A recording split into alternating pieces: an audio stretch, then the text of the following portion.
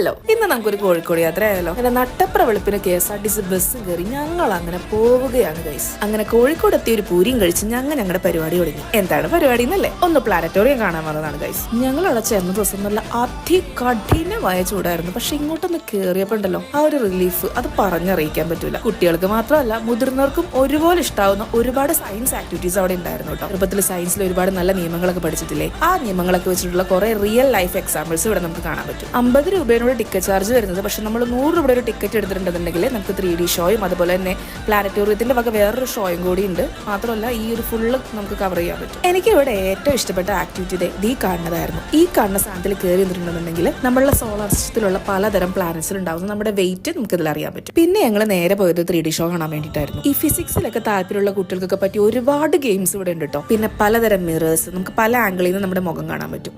ചേച്ചിരുന്ന് boat ഓടിക്കണണ്ട. Bus വരാൻ പിന്നെ സമയമുള്ള കാരണം ഞങ്ങൾ അവിടേക്ക് തപ്പിത്തെറിഞ്ഞ് കിടന്നു. അപ്പോഴത്തേക്കും വിശന്ന് നേരെ പോയി ഫുഡും കഴിച്ച് ബസ്സും വന്ന് ഞങ്ങൾ പോവാണ്. ബൈ.